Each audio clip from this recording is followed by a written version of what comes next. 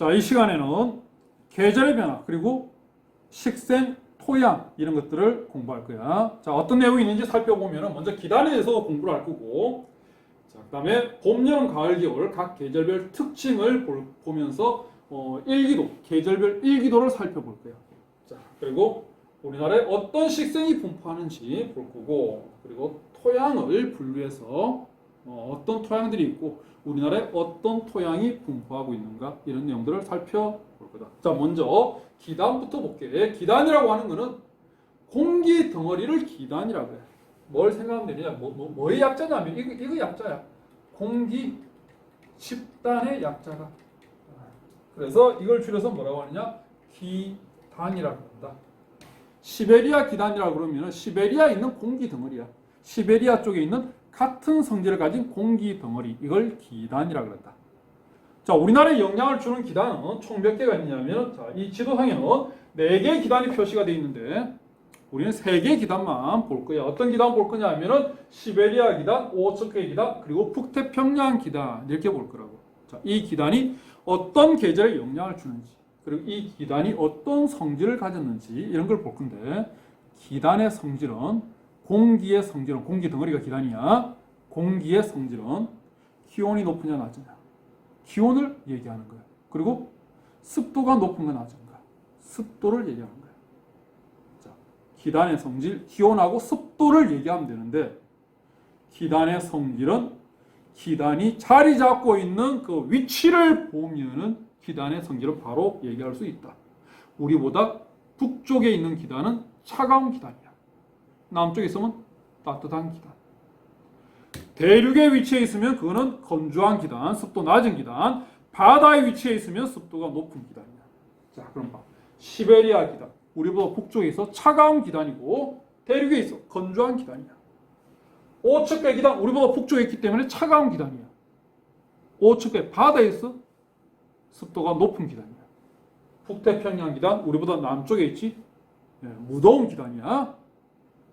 북태평양 바다에 있어 습도가 높아. 자, 그래서 시베리아 기단은 우리보다 위에 있고 대륙에 있기 때문에 한랭 건조. 오호츠크의 기단은 우리보다 북쪽에 있으면서 바다에 있어 한랭 습윤. 그다음 북태평양 기단은 우리보다 남쪽에 있으면서 바다에 있어 고온 타습한 기단이다. 자, 그럼 어떤 계절에 영향을 주는가? 시베리아 기단은 겨울철에 주로 영향을 주고 있다. 겨울철에 주로 부는 바람의 방향이 어떻게 되지? 우리나라 여름, 겨울 바람 방향 바뀌었잖아. 계절풍이었잖아. 그지? 겨울철에는 주로 어디서 바람이 불어온다? 겨울철은 북서쪽에서. 여기서 바람이 불어오지. 여기에 무슨 기단이 있는데? 시베리아 기단이 있거든. 그래서 겨울철에 북서 계절풍이 영향을 주고 있다. 그리고 차가운 기단이니까 겨울철 매서운 추위에도 영향을 주겠지. 한파에도 영향을 주고 있다. 다음 꽃샘추위. 꽃샘추위는 꽃이 필 때 꽃 피는 걸 샘을 내어서 찾아오는 추위라는 의미야. 즉 꽃이 필 때 찾아오는 추위니까 이거는 봄철에 찾아오는 추위. 자, 봄이 되면 시베리아 기단은 세력을 죽이겠지. 겨울이 끝났으니까. 자, 이렇게 시베리아 기단이 봄철이 되면서 세력을 죽이고 있는데, 갑자기 비정상적으로 이 시베리아 기단이 봄철의 세력을 키워버렸어. 그러면 차가운 기단이 세력을 키웠으니까 갑자기 추워지겠지. 이때 찾아오는 추위를 꽃샘추위라고 하는 거야. 그래서 봄철에 시베리아 기단이 갑자기 세력을 키웠을 때 찾아오는 추위니까 역시 시베리아 기단하고 관계가 있다는 거야. 자, 그 다음에 오호츠크의 기단. 이거는 바로 앞 시간에 높새바람 하면서 얘기했지. 늦봄, 초여름, 북동에서 바람 불어오다가 폐연현상 결과 고온 건조, 영서지방이 가뭄 피해를 본다 하면서 했던 높새바람에 영향을 주는 기단이 오호츠크의 기단이었다고. 자, 오호츠크의 기단 높새바람 부는 시기, 늦봄에서 초여름, 5월달, 6월달 이때 영향을 주고 있다. 그래서 높새바람에 영향을 주고 있고, 그리고 장마에도 영향을 준다. 조금 이따가 설명할게. 자, 그 다음에 북태평양 기단은 한여름철에 영향을 주지, 그지? 무더운 기단이야, 한여름철. 그래서 무더위라든지 열대야 이런 데 영향을 주고 있다. 자, 또한 장마에도 영향을 준다. 즉 장마에 영향을 주는 기단은 한 개 기단이 아니라 두 개의 기단이 동시에 우리나라에 영향을 주는 그게 장마가 된다. 자, 강수를 우리 공부하면서 강수의 유형을 4개의 유형으로 나눠서 살펴봤다고. 대류성 강수, 치형성 강수, 전선성 강수, 저기압성 강수. 이 중에 장마는 어떤 강수 유형에 해당이 되었지? 장마는 전선성 강수. 전선성 강수는 어떻게 해서 내리는 비다? 성질이 다른 두 공기 덩어리가 만나는 경계 지점에 장마 전선이 형성되는 거예요. 차가운 공기하고 따뜻한 공기하고 따뜻한 공기가 온난한 공기가 이쪽으로 이동하고 있고 찬 공기가 이쪽으로 이동하고 있어. 그럼 따뜻한 공기하고 찬 공기하고 만나는 경계 지점 여기에 전선이 형성된다. 차가운 공기의 성질은 밑에 있는 거고 따뜻한 공기의 성질은 위로 올라가는 거야. 그럼 두 개의 공기가 부딪히면은 따뜻한 공기가 찬 공기를 타고 상승. 자, 이렇게 상승기류가 일어나면서 내리는 비가 전선성 강수. 대표적인 전선성 강수가 장마라고 얘기했다. 그럼 장마는 두 개의 공기 덩어리가 만나야 돼. 기단은 공기 덩어리라고 얘기했거든. 그럼 한 개의 기단이 아니지. 두 개의 공기 덩어리야. 그럼 두 개의 기단이 같이 영향을 줘야 되는 거야. 오츠크의 기단하고 북태평양 기단. 오츠크의 기단은 우리보다 북쪽에 있기 때문에 차가운 기단, 차가운 공기 덩어리. 북태평양 기단은 무더운, 기온이 높은 따뜻한 공기 덩어리. 찬 공기, 따뜻한 공기 만나는 경계 지점에 전선이 형성된다. 이 전선이 장마 전선이다라는 거지. 그지? 그래서 두 개의 기단이 같이 영향을 주는 거야. 자, 장마라고 하는 강수는 장마라고 하는 이 비는 장마철은 언제 장마철이 형성이 되지? 장마철은 여름이니 겨울이니 이거? 여름이지 당연히 그지? 뭐 니네들이 지금 17년 동안 살아오면서 겪어봤잖아. 장마가 겨울에 있니? 여름에 있잖아 여름에. 근데 조금 더 자세하게 생각해봐. 장마가 여름처럼 맞아. 여름 되기 직전이었니? 여름 끝난 이후였니? 언제지? 자, 여름 방학 시작되기 전에 장마였니? 여름 방학 끝나고 장마니?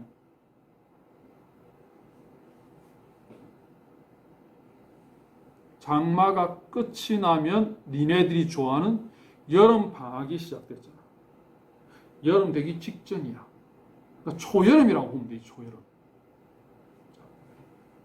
그리고 장마가 어디부터 영향을 주는가? 장마가 북쪽부터 영향을 주니 남쪽부터 영향을 주니? 장마는 남쪽부터 시작돼. 제주도 남해안부터 시작된다. 자, 왜 그런지를 얘기를 해줄게. 장마는 여름 되기 바로 직전이야. 자, 그러면 여름 되기 한참 전인 봄철 보자. 5월달, 6월달 보자. 5월달, 6월달에 우리나라에 영향을 주는 기단은 어떤 기단이 영향을 주는가? 오츠크의 기단이 영향을 주고 있지. 5월달, 6월달이야. 5월달, 6월달 같으면 북태평양 기단은 아직까지 우리나라에 영향을 못 줘. 5월달, 6월달은 오츠크의 기단이 우리나라에 영향을 주고 있다. 오츠크의 기단이 우리나라 전역을 뒤덮고 있다라는 얘기야. 자, 그럼 5월달, 6월달에는 오츠크의 기단하고 북태평양 기단하고 만나는 경계 지점이 어디서 형성되어 있다는 얘기냐? 우리보다 훨씬 남쪽에서 형성되어 있다는 얘기지. 즉, 장마 전선이 어디에 있다는 얘기냐? 우리보다 훨씬 남쪽에 여기에 있다라는 얘기야. 자, 근데 6월 중순, 6월 말, 7월 초 차츰 여름으로 진행이 되고 있어. 여름으로 진행되면 진행될수록 어떤 기단이 세력을 키우는가? 북태평양 기단이 세력을 키우지. 자, 그러면 북태평양 기단이 차츰 세력을 키워. 북태평양 기단이 차츰 세력을 키운다라는 얘기는 오츠크의 기단하고 만나는 경계 지점, 즉 장마 전선이 어떻게 되는 얘기냐? 차츰 위로 올라온다라는 얘기지. 그래서 장마는 남쪽에서부터 시작되는 거야. 그러면서 계속 올라가겠지. 그리고 장마 전선이 저 북한 지역 넘어 위까지 올라가 버리면 우리나라는 장마가 끝이야. 자, 이렇게 되었다라는 얘기는 장마가 끝이 났다는 얘기는 오츠크의 기단하고 북태평양 기단이 만나는 경계 지점이 저 북한보다 위에 가 있다는 얘기야. 그럼 장마가 끝이 난 거야. 그렇다는 얘기는 우리나라 한반도 전역을 어떤 기단이 영향을 주고 있다는 얘기냐? 북태평양 기단이 영향을 주는다는 얘기지. 무더운 기단이죠. 그럼 본격적인 무더위가 되는 거야. 그 장마 끝나고 난 다음에 무더위, 본격적인 여름이 되는 거야. 자, 그런데 또 봐. 8월 달까지, 8월 중순까지 북태평양 기단이 우리나라 전역을 다 뒤덮고 있었다고. 근데 8월 말, 9월 전, 여름이 끝나가고 있어. 북태평양 기단의 세력은 어떻게 해요? 북태평양 기단의 세력은 차츰 세력을 축이겠지. 그러면 만나고 있는 오척배 기단하고 만나고 있는 경계선은, 즉 장마전선은 또다시 내려오겠지. 그러면 장마는 여름 되기 전에도 있지만 여름 끝난 이후에도 있어야 되잖아. 근데 니네들 경험적으로 봤을 때 여름 끝난 이후에 장마는 잘 기억이 없거든. 왜 그러냐? 여름이 끝나면은 여기 있는 시베리아 기단이 얘가 세력을 키우는 거야. 세력을 키우면서 이 장마 전선을 어디로 밀어버리냐면은 동쪽으로 밀어버려. 그래서 이 장마 전선이 올라올 때는 한반도를 거쳐서 올라와. 근데 여름 끝나고 난 다음에 내려올 때는 시베리아 기단이 밀어버렸기 때문에 동해 바다 쪽을 거쳐서 내려오는 거야. 그래서 여름 끝난 이후에 장마는 잘 발생하지 않는 거야. 그런데 경우에 따라 가지고 어떤 해 같은 경우에는 시베리아 기단이 세력을 제대로 못 키운 해가 있어. 그럼 장마 전선을 동해로 못 밀은 거야. 그러면 여름 끝난 이후에 장마 전선이 내려올 때도 한반도를 따라서 내려오는 경우가 있다고. 자주 발생하는 건 아니지만 어쩌다 한 번씩 그런 경우가 있는 거야. 이 장마를 뭐라고 하냐? 이 장마를 가을 장마라고 하는 거예요. 그래서 여름 되기 직전에 장마는 뭐 거의 매년 있다라고 보면 되고, 여름 끝난 이후에 가을 장마는 경우에 따라서 어쩌다 한 번씩 영향을 주는 해가 있다라고 보면 됩니다. 자, 그럼 장마 전선에 대해서 얘기를 했어. 자, 그 다음에 계절별 특징, 봄, 여름, 가을, 겨울 특징. 역시 니네들이 17년 동안 살아오면서 다 겪었던 얘기들이야. 자, 봄철은 일기 변화가 심하다. 맑은 날, 흐린 날, 맑은 날, 비 오는 날 계속 반복되고 있다. 봄철은 우리나라 쪽으로 이동성 고기압과 이동성 저기압이 교대로 계속 통과하는 경우가 많아. 고기압이 통과하면 맑은 날이 되지. 저기압이 통과하면 흐리거나 비 오는 날이 돼. 그래서 고기압, 저기압, 고기압, 저기압 계속 교대로 통과하다 보니 맑았다, 흐렸다, 맑았다, 비 왔다. 날씨 변화가 심하게 나타나는 거예요. 자, 그 다음에 꽃샘추위가 봄철에 나타나기도 한다. 자, 이거는 시베리아 기단에서 얘기했지, 그지? 봄철에 시베리아 기단이 갑자기 세력을 키웠을 때 찾아오는 추위, 꽃샘추위, 봄철에 나타난다. 자, 그다음 황사현상. 중국에 있는 모래먼지가 우리나라 쪽으로 날아오는 이게 황사현상이었지. 어느 계절이었니?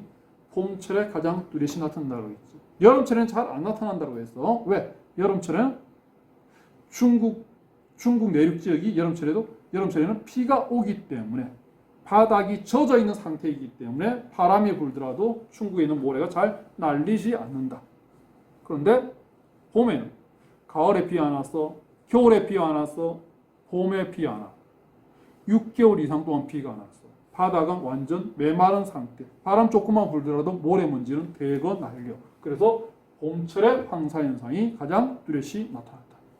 산불 역시 마찬가지로 봄철에 산불 발생 빈도가 제일 높다고 이게. 왜 그런가? 황사가 봄철에 가장 많이 발생하는 이유랑 똑같다. 자, 여름철에는 우리나라 산에 비가 많이 내려 있는 상태야. 여름철에는. 비가 내려 있는 상태 같은 바닥은 젖어 있지. 불씨를 집어 던져봐라고. 젖어 있는 바닥이 불 붙는지. 웬만해가지고 불 안 붙어. 가을부터 비가 줄어들기 시작해. 겨울에도 비가 별로 안 와. 봄에도 비가 별로 안 와. 6개월 동안 비가 안 왔어. 바닥은. 산지에 그 떨어지는 낙엽들은 완전 바짝 다 말라 있는 상태가 되지. 조그만 불씨를 던지더라도 풀바다가 되는 거야. 그래서 봄철이 산불 발생 빈도가 제일 높다라는 거예요. 자, 그 다음에 장마철. 장마철은 일교차가 가장 작다. 일교차는 낮과 밤의 기온차. 낮과 밤의 기온차, 일교차가 가장 큰 지역. 우리나라 말고 전 세계적으로 봤을 때 일교차가 큰 어디가 일교차가 클까? 일교차가 크다는 얘기는 낮에는 더워 죽겠다. 밤에는 추워 죽겠다. 어디지? 낮에는 더워 죽겠는데 밤에는 추워 죽겠다? 있어. 잘 생각해봐. 있다니까? 어디? 사막이잖아. 그래서 우리나라 가전업체들이 사막에다가 에어컨도 수출하지만 난로도 팔아먹고 있어. 왜? 낮에는 더우니까 에어컨 가동해야지. 밤에는 춥단 말이야. 난방기구를 가동시켜야 돼, 이게. 사막은 비가 안 온다. 습도가 낮다. 공기가 건조하다. 자, 공기가 건조하면 건조할수록 기온 변화는 심하게 일어나. 근데 장마처럼 매일매일 비가 와. 습도가 높지. 기온 변화는 잘 안 일어나. 그래서 장마철이 낮과 밤의 기온차가 제일 작은 계절이다라는 거예요. 자, 그다음 불쾌지수. 아주 짜증나는 계절이 장마철이지. 어떤 경우에 불쾌지수가 높은가? 기온이 높을 때 불쾌지수가 높지. 더울 때가 짜증나잖아. 추울 때보다는. 기온이 높으면 불쾌지수가 높아. 습도가 높을수록 불쾌지수는 높다. 습도가 온몸이 찝찝해. 이때 불쾌지수가 높은 거야. 그럼 장마철은 여름 되기 직전이기 때문에 기온은 높아질 만큼 높아졌어. 매일매일 비가 오니까 습도도 또한 높아. 기온 높고 습도도 높으니까 불쾌지수가 아주 높게 나타나는 계절이 되는 거지. 자, 그 다음에 여름철 남고 북저형 기압 배치가 나타나고 있다. 자, 남고 북저형 기압 배치라고 하는 거는 여름철에는 바람이 어디서 부느냐면은 남쪽에서 바람이 불지, 그지? 자, 이렇게 바람이 불어. 남쪽에서 북쪽으로 바람이 불어. 그러면 고기압과 저기압의 위치가 어떻게 될까? 바람이 풀어나가는 곳은 고기압이겠지. 풀어 들어가는 곳은 저기압이야. 이래 되겠지.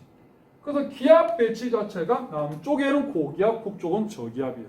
이런 기압 배치를 남고 북저형 기압 배치라고 하는 거야. 그래서 여름철에는 남쪽에서 바람이 부니까 남고 북저형 기압 배치가 나오고 있다. 또한 여름철은 무더위, 열대야. 경험적으로 다 알고 있는 얘기가 되겠지. 자, 그다음 가을철. 가을철은 맑은 날씨가 지속된다. 청명한 날씨. 왜? 가을철은 고기압의 영향권에 자주 들어가. 고기압의 영향을 받으면 맑은 날이 되는 거지. 자, 그래서 가을은 고기압의 영향을 자주 받기 때문에 맑은 날씨, 청명한 날씨가 자주 나타나고 있다. 자, 그 다음에 가을 장마. 장마전선 설명하면서 얘기했어. 뭐 매년 나타나는 건 아니지만 경우에 따라서는 가을 장마에 영향을 받기도 한다. 장마전선이 남하하면서 우리나라가 걸리기도 한다. 자, 그 다음 겨울철 서구 동저형 기압 배치. 자, 겨울철은 바람이 어떻게 부는가? 겨울철은 바람은 이렇게 불지. 이렇게. 북서풍이 주로 불고 있지. 그럼 기압 배치 적어봐. 어떻게 되는지. 여기가 고기압이지. 이쪽이 저기압이지. 북서쪽 또는 뭐 서쪽. 북서쪽이나 서쪽은 고기압, 동쪽은 저기압이 되지. 이런 기압 배치를 서고 동저형 기압 배치라고 하는 거야. 그리고 시베리아 쪽에서 바람이 불풀어 오고 있지, 그지? 북서 계절풍의 영향을 받고 있다. 그리고 사만사온 현상. 삼한사온. 한자 그대로 해석하자면 3일은 춥고 4일은 따뜻하다라는 얘기야. 우리나라 겨울철이 보면은 한 3일 내지 4일을 주기로 아주 추웠다가 좀 덜 추웠다가 이 반복이 되고 있다고. 이 현상을 사만사온 현상이라고 한다.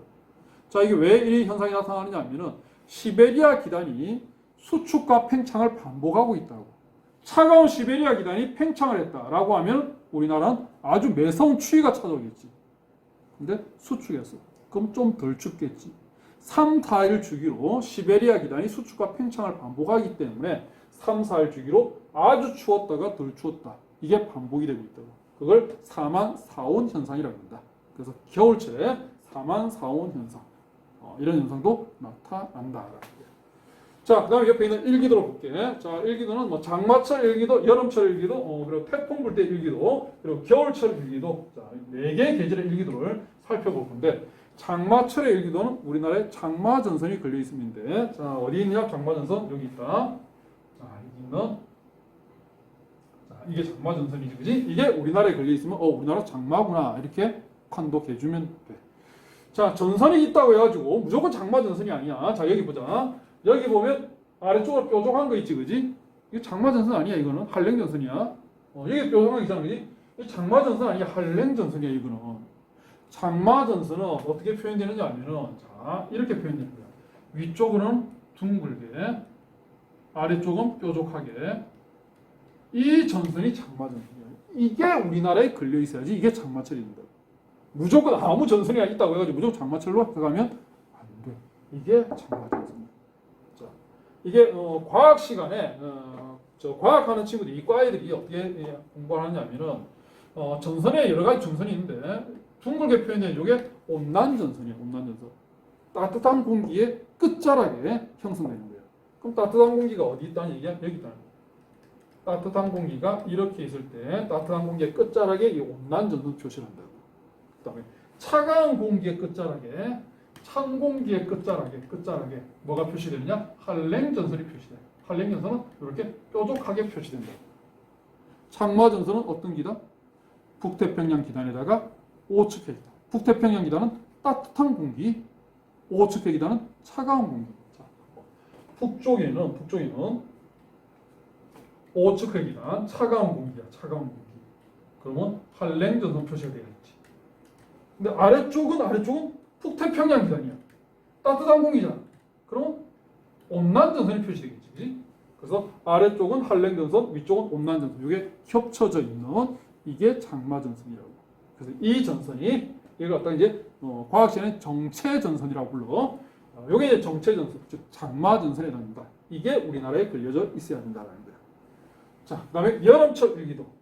자, 여름철은 기압 배치가 어떻게 된다라고 했느냐? 남고 북저형 기압 배치라고 했다고. 자, 남쪽에 여기 고기압이 있어. 북쪽에 저기압이 있지, 그지? 남쪽은 고기압, 북쪽은 저기압. 남고 북저형 기압 배치. 자, 여름하고 겨울하고 바람의 세기, 풍속. 여름, 겨울 언제 바람이 세차게, 강하게 불지? 여름이니 겨울이니? 여름에는 바람이 태풍 불 때를 제외하고는 산들산들. 바람 세기가 그렇게 강한 편이 아니지. 겨울철이 매섭고 차가운 바람이 쌩쌩 불어오잖아요, 이게. 여름철은 겨울철에 비해서 바람의 세기가 약해. 바람의 세기가 약하다는 얘기는 등압선의 간격이 넓다라는 얘기죠. 이게 겨울철이거든. 겨울철은 이 등압선 간격이 상당히 조밀하게 되어 있다고. 그런데 여름철은 겨울철에 비해서 등압선 간격이 상당히 넓게 배치된다. 남고 북저형 기압 배치에다가 등압선 간격이 넓다. 그게 여름철 일기도야. 자, 그다음에 태풍 불 때 일기도. 태풍은 열대 이동성 저기압이야. 저기압이야. 저기압이야. 바람의 세기는 어마어마하게 강하지. 바람의 세기가 강하다, 풍속이 강하다라고 하면 등압선 간격은 아주 조밀하게. 자, 이런 저기압이 우리나라 근처에 있어야 된다. 자, 정확히 어디에 있어야 되느냐? 우리나라 남서쪽에 있어야 되지. 왜? 우리나라는 태풍이 이동하면은 편서풍의 영향으로 남서쪽에서 북동쪽으로 이동한다 그랬지. 대부분, 그지? 그래서 남서쪽에 여기 강력한 저기압이 있어야지 조만간 우리나라가 태풍의 영향을 받는다라는 얘기가 되는 거예요. 이게 북동쪽에 자리 잡고 있으면 우리나라는 태풍이 지나갔다, 이미 끝났다라고 해석이 되겠지, 그지? 자, 그다음에 겨울철 일기도. 겨울철은 바람이 북서쪽에서 바람이 불어오고 있다. 서고 동제형 기압 배치. 시베리아에 있는 이쪽에 고기압이 자리 잡고 있어. 그리고 동쪽에 여기 끊겨버렸는데 여기 저기압이 있다. 그리고 등압선 간격은 여름철보다 상당히 조밀하게 되어 있다. 이게 겨울철 일기도. 자, 그래서 일기도가 제시되었을 때, 자, 요 네 개의 계절 중에 어떤 계절에 해당되는지 그 계절 정도만 해석해 주면 돼. 저 이과 친구들 같은 경우, 지구과학 하는 친구들은 이 일기도를 가지고 봄, 여름, 가을, 겨울 이거 판도뿐만 아니라 이렇게 되면 바람이 어느 방향에서 불어올까? 서쪽에서 바람 불어오느냐? 남동쪽에서 바람 불어오느냐? 비가 오면은 어떤 지역이 비가 오는가? 비 오는 범위가 넓은가? 좁은가? 뭐 이런 것까지 다 해석해야 돼. 네, 그런데 우리는 거기까지는 할 필요가 없고 계절 정도만 판독해주면 된다. 자, 그 다음 식생. 식생이라고 하는 건 지표면에 있는 그 식물 군집이야. 근데 뭐 쉽게 이해하자면은 뭐 나무 종류, 나무들이다라고 생각하면 돼. 뭐 정확하게는 나무뿐만 아니라 풀들도 다 같이 포함해야 돼. 근데 나무들이라고 생각하자. 자, 식생은 어떤 기후 요소의 영향을 받느냐라고 하면은 기온의 영향을 받고 있고, 기온이 낮으면 나무가 못 자라. 기온에 따라서 열대림일 수도 있고 냉대림일 수도 있어. 자, 그리고 또 뭐에 영향을 받느냐? 비가 와야 나무가 자라. 비가 안 오면 나무가 못 자라지, 그지? 그래서 기온하고 강수에 영향을 받고 있다고. 그런데 우리나라 한국 지리에서는 자, 얘는 빼야 돼. 우리나라 식생 분포에 영향을 주는 기후 요소들라 그러면 기온만 찾으면 돼. 강수는 빼야 돼. 왜? 비가 안 와서 나무가 못 자라는 곳은 어디가 비가 안 와서 나무가 못 자라느냐? 사막은 비가 안 와서 나무가 못 자라거든. 기온은 높지만 비가 안 와서 나무가 못 자라. 한반도에 사막이 있다 없다? 사막은 없다. 그래서 한반도 식생 분포에 영향을 주는 기후 요소는 강수는 관계없고 기온에 따라서 식생이 달라지고 있다라는 거야. 자, 그럼 기온에 영향을 주는 대표적인 기후 요인, 뭐에 따라서 기온이 달라지는가? 여기에 따라 달라지지. 위도에 따라서 저위도로 가면 기온이 높지, 고위도로 가면 기온이 낮아지고, 위도에 따라서 기온은 달라지고, 해발 고도에 따라서 고도 올라가면 기온이 또 떨어지거든. 해발 고도에 따라서도 기온은 달라진다. 그래서 위도에 따라서 식생 종류가 달라질 거고, 고도에 따라서도 식생 종류가 달라질 거야. 그래서 위도에 따른 분포, 수평적 분포라고 돼 있지, 그지? 그리고 수직적 분포, 이게 해발 고도에 따른 분포 이렇게 됩니다. 그래서 위도에 따라 가지고 식생 종류가 난대림, 온대림, 냉대림 이렇게 달라지는데 왜? 위도에 따라서 뭐가 다르기 때문에 기온이 달라지기 때문에. 해발 고도에 따라서 수직적 분포, 식생 종류가 달라지는데 왜? 해발 고도에 따라서 기온이 달라지기 때문에 식생 종류도 달라진다는 거예요. 자, 우리나라에서 볼 수 있는 식생은 크게 난대림, 온대림, 냉대림 이렇게 세 개의 식생을 볼 수 있다고. 자, 난대림이라고 하는 것은 상록활엽수를 난대림이라고 그래. 상록활엽수, 활엽수라고 하는 것은 잎이 넓적한 걸 활엽수라고 그래. 잎이 뾰족한 건 침엽수라고 그러지. 자, 활엽수들 일반적인 우리 뭐 주변에서 볼 수 있는 그 활엽수들을 보면은 가을 끝날 때쯤엔 얘가 뭐 하느냐? 잎 색깔이 바뀌어. 빨간색, 노란색으로. 단풍이 들지. 그리고 겨울이 되면 잎이 떨어져. 낙엽을 해. 이런 활엽수를 잎이 떨어진다라고 해서 낙엽 활엽수라고 해요. 상록 활엽수는 낙엽을 하지 않아. 잎이 안 떨어져. 겨울철에도 계속 푸른 색깔로 계속 유지하고 있는 그 활엽수를 상록 활엽수라고 한다고. 대표적인 상록 활엽수로 동백나무. 겨울철에도 잎 안 떨어지지. 사철나무. 이런 것들이 상록 활엽수. 자, 그럼 이 상록 활엽수 난대림은 어디서 자라느냐? 따뜻한 데서 자라겠지. 자, 기온하면서 우리나라 기온이 여름철에 차이가 많이 났니? 겨울철에 차이가 많이 났니? 여름철은 거의 차이가 없다고 그랬어. 겨울철에 차이가 많이 났지. 자, 그래서 식생 분포에 영향을 주는 그 계절은 여름철이 아니라 겨울철 기온이야. 그래서 겨울철이 따뜻한 곳, 여기에 난대림이 자란다. 또 겨울철 따뜻한 곳, 제주도, 남이야. 남쪽에 있으니까 당연히 기온이 높지. 울릉도는 제법 위도가 올라가 있어. 서울하고 위도대가 비슷해. 그런데 바다의 영향을 많이 받지. 여름철 기온은 많이 안 올라가지만 겨울철 기온도 많이 안 떨어져. 그래서 비교적 겨울철이 따뜻한 곳이야. 자, 그래서 울릉도도 요 빼먹으면 안 돼. 울릉도도 난대림, 상록 활엽수를 볼 수 있는 곳이야. 자, 그 다음에 이제 온대림. 온대림은 아까 얘기했던 단풍 돌면서 잎이 떨어지는 낙엽 활엽수. 그리고 침엽수. 이런 것들이 섞여서 나타나는 식생이야. 그걸 혼합림이라고 해. 낙엽 활엽수와 침엽수가 섞여 있는 상태. 자, 우리나라에서 가장 흔히 볼 수 있는 식생이 온대림이거든. 그래서 우리나라 거의 대부분 지역은 온대림이 분포하고 있다라고 보면 된다. 자, 그 다음 냉대림, 추운 지역에서 나타나겠지. 자, 냉대림은 잎이 뾰족한 침엽수, 잣나무, 전나무 같은 잎이 뾰족한 나무들. 자, 이거는 추운 곳, 개마고원 여기서 나타나는 식생이다. 자, 그래서 대부분은 온대림이야. 자, 그래서 어떻게 보면 되느냐 하면은 제주도하고 남해안하고 그리고 울릉도하고 자, 여기는 난대림, 개마고원 있는 여기는 냉대림, 나머지 전부 다는 온대림. 이렇게 보면 된다. 자, 위도에 따른 분포를 봤어. 다음 해발 고도가 높은 지역은 해발 고도에 따라서 식생의 종류가 또 달라진다. 자, 그 사례 지역으로 두 지역을 내놨다고. 한라산하고 울릉도하고 제주도 보자. 제주도는 어떤 식생이 자라야 되는가? 제주도는 남쪽에 있으니까 따뜻하지, 그지? 난내림이 자라. 근데 한라산의 해발 고도가 2,000m 가까운 해발 고도가 나오거든. 그럼 해발 고도 올라가면은 한 600m, 700m 쭉 올라가면 난내림이 자랄 수 없는 기온대가 나오겠지. 그럼 뭐가 자라야 되냐? 온내림이 자라겠지.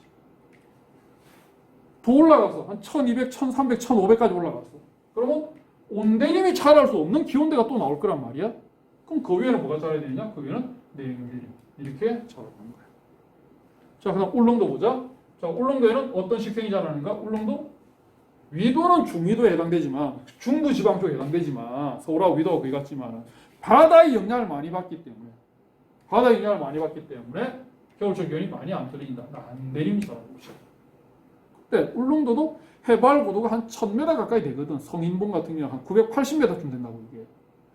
그럼 해발 고도 한 500m, 600m쯤 올라가면 어떻게 되냐? 난내림이 자랄 수 없는 기온대가 나올 거야. 그럼 뭐가 자라야 되니? 온내림이 자란다. 자, 해발 고도 더 올라가면 어떻게 되겠니? 1200, 1300 올라가면 온내림이 자랄 수 없는 기온대가 나와. 그럼 거기는 뭐가 자라야 되느냐? 냉내림이 자라야 되는데 1300m, 1400m 올라가면 냉내림이 나올 거야. 이게 한 1400m, 1300m 올라가면. 근데 얘는 1000m에서 해발 고도가 끝나버려. 그럼 냉내림은 안 나타나겠지. 그지? 그래서 울릉도 난내림, 온내림 이렇게 나타나고 있다. 자, 해발 고도에 따라서 기온이 다르기 때문에 식생 종류는 다르게 나타나고 있다. 자, 그다음에 토양. 자, 토양은 크게 성숙토하고 미성숙토하고 이렇게 나눈다고. 성숙토는 오랜 기간 걸쳐서 형성된 토양을 성숙토라고 그러고, 미성숙토는 짧은 기간에 만들어진 토양을 미성숙토라고 해요. 이 토양 단원에서는 용어가 좀 어렵거든. 그 용어를 좀 잘 정리를 해둬야 돼. 자, 이 성숙토는 다시 성대토양과 간대토양으로 구분하는데, 성대토양은 지표면 위에서 자라고 있는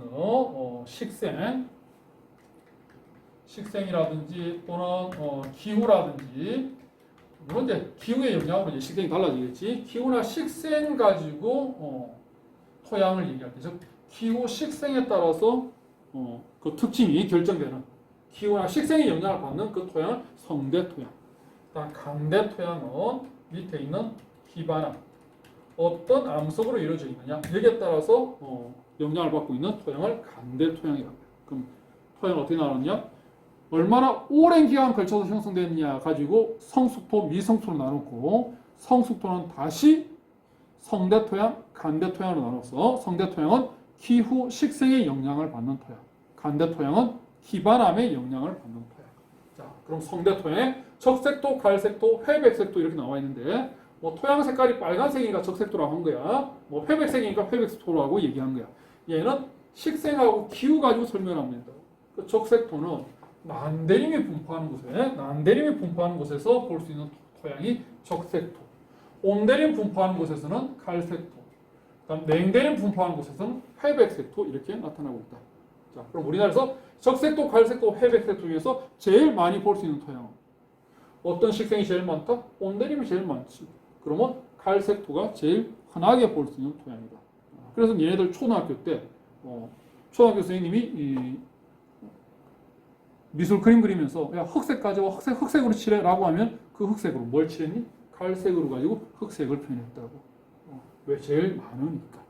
자, 그 다음에 회백색토는 냉내림 지역이니까 개마고원 일대에 분포하는 토양이고, 적색토는 난내림이 분포하는 곳이야. 그래서 남해안을 비롯해서 뭐 제주도, 울릉도 여기가 난내림인데, 제주도하고 울릉도는 성대토양으로 분류되지 않고 기반암의 특성을 반영한 간대토양으로 분류돼요. 그래서 적색토는 제주도하고 울릉도는 얘기하면 안 돼. 남해안만 얘기를 해야 된다고.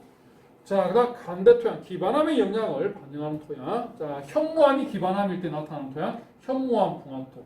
석회암이 기반암일 때 나타나는 토양은 석회암 풍화토. 자, 현무암 풍화토는 현무암 지대에서 볼 수 있는 토양. 제주도 대부분 현무암이지. 철원, 용암 대지 있는 곳이야. 용암 대지 현무암의 열하 분출이었다. 그래서 제주도 철원 일대에서 볼 수 있는 토양. 자, 그 다음 석회암 풍화토는 석회암이 분포하는 곳. 역시 지형단 할 때 평남분지 옥천석곡대가 퇴적층이 두 개가 있었어. 아래쪽에 석회석이 있는 조선 누층구, 위쪽은 무연탄이 있는 평안 누층구.